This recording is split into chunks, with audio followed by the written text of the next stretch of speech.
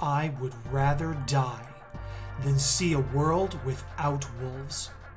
I will gladly kill to prevent it. Today we're talking about the Red Talons. Hello everyone, welcome to the Maple Table. My name's Nathaniel. This is a channel where we discuss tabletop role-playing games and everything that surrounds them. So if you enjoy content around these types of games as much as I do, then make sure you hit that subscribe button. And if you like today's video, then hit that like button as well. That really helps the channel out. So today, we're continuing our series on the Werewolf tribe lore, and we are going to be touching on the Red Talons today. If you enjoyed today's video, and if you want to continue learning about some of the other tribes in Werewolf the Apocalypse, I have done other lore videos on the other tribes, and I will leave the link up here. So if you click on that, you can see all of the other videos that I have done, and you can take a look at the other tribes. And if you want to play this game, then find out one tribe that works for you. When we talk about werewolves and the Garou Nation as a whole, when you mention the word Impergium, most werewolves will view this with a certain regret, as it was a very dark spot in the history of werewolves and the Garou Nation as a whole. However, if you were to ask a Red Talon about that, they would have a very different view. From the Red Talon perspective, the only regret they have when it comes to the Impergium was that it was stopped.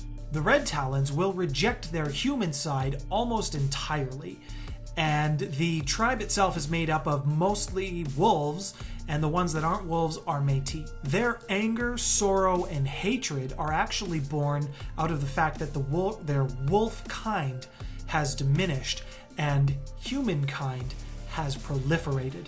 Now, the Talons are still werewolves, not just the simple wolves, and they do use language and tools and all of the sophisticated rites and things that come along with the Garou Nation as a whole. As much as the Talons hate their humanity, they do understand that it is necessary in order to accomplish their goals. For example, if their hunt was taking them into a city, they would not just walk around the city naked, not be blending in. They will do what they need to survive. They prefer to follow their animal or their wolf hearts and instincts first before relying on any human instincts or insights. In a Red Talon pack, because it's all wolves, they do value strength, and the strongest are the ones that lead. In these packs, the strength of the leader is constantly being tested, and they do this so that if someone becomes stronger, then the pack stays healthy by taking out the weak, according to the Red Talons. In some ways, the Red Talons are a reminder of the Garou Nation of what things used to be. The Red Talons embodied the balance between human side and wolf side. And although the Red Talons are they themselves losing their balance in this, because they absolutely refuse to take human mates, they live only for the wolf law, it is causing their pack to dwindle in size. It's actually their hatred for humanity that creates such rifts with them and the other tribes of the nation. Not every Talon will wear their hatred on their sleeve. Some will show this in some very different and peculiar ways. There are those in the Red Talon tribe who offer suggestions on how to get things back to the way things were. This is going back into the early days of humanity, where humans and wolves were about the equal number.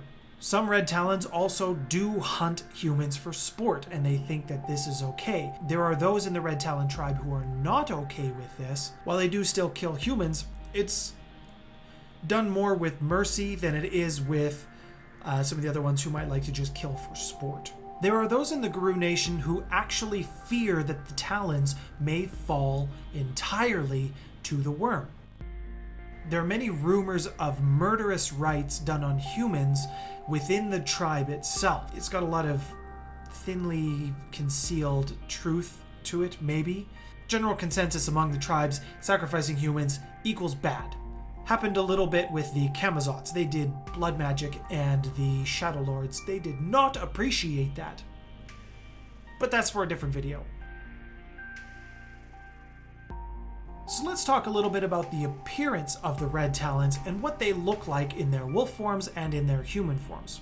Red Talons in their wolf forms are usually fairly large, think like dire wolves, and their fur is almost always a muddy reddish brown color, and they will have very big, very sharp claws.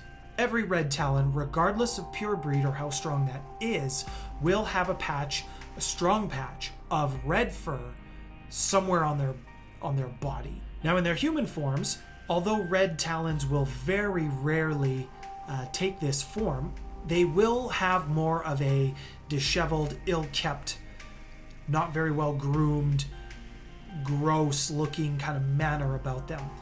Now, even in their human forms, because of how strong their hate is towards humanity, their natural predatory being, it's very difficult to mask. So that will tend to be a common feature among Red Talons, is that they will have this like piercing raptor gaze looking at you in their human forms. Also, they will tend to be a little bit more socially awkward since they don't deal with humans all that much. And they would probably be very disoriented if you catch one running around in a city, simply because they're not used to the sights, they're not used to the sounds, they're not used to the smells that come with being in a city, and they'd probably look pretty disoriented. So let's talk a little bit about the kin and the actual territories that the Red Talons like to call home. Here's a hint: it's not pretty in terms of where they live. It should come as no surprise that Red Talons will very viciously guard their wolf kin and actually any wolves that they really come into contact with. They will very fiercely, viciously protect them, keep them on their lands as well. Also, it should come as no surprise either that they tend to favor settlements and land that is as far from human interaction as possible. However, they mostly have to settle for being relatively far removed acreages outside of town, things like that. In order to keep the human interaction to a minimum, they will actually make their territories quite undesirable and gross looking so that their people aren't tempted to go in there. These bleak parcels of land have actually been known to spawn urban legends, the type of things where people go missing, never heard from again, and maybe a brave soul might take a venture into the territory, never be heard from again, you know, that kind of stuff. Oftentimes, these parcels of land will be adorned with the bones of trespassers, and then left out as a warning for others to basically not go there. And finally, we come to the totem. What kind of spirit backs up the Red Talons with their aggressiveness, their anger, and just latent viciousness that they all tend to have? That would be the Griffin! Griffin is a totem of animalistic anger. Pure and simple. Griffin is also very skilled at hunting, and that is, again, something that the Red Talons are also very good at. Red Talons are also known to form pacts with other spirits that are just as angry and just as vicious. So you'd be looking at things like Sabertooth and Mammoth as some of your more ancient spirits, but very angry. Some Red Talons have also been known to make pacts with very ancient mythical spirits called Simmer. I hope I'm pronouncing that right. I'll spell it up here. It's really weird spelling. Simmer or Sphinx. And interestingly enough, the fallen totem of the White Howlers, the spirit of lion, is also known to run with the Red Talons or be interacted with as much as Griffin. Well, that has been a Maple Table look at the Red Talons. I hope you enjoyed today's video. If you did, please leave a comment and tell me what you thought about it. What is your favorite tribe when it comes to Werewolf the Apocalypse? Also, hit that like button as it really does help the channel out. If you want more content around Werewolf the Apocalypse, Starfinder, Pathfinder, anything that is really revolved around role-playing games, hit that subscribe button. You will get that content from me. I post videos every Monday and Thursday, as really that's all the time that I have to be able to do these types of things right now. But I'm really looking to get this channel going moving into 2020. And I think I've been keeping pretty good consistency with my release schedule, and I think it's doable into the future. Anyways, rant over. This has been a look at the Red Talons. My name's Nathaniel. This is the Maple Table. Thanks for stopping by, everyone.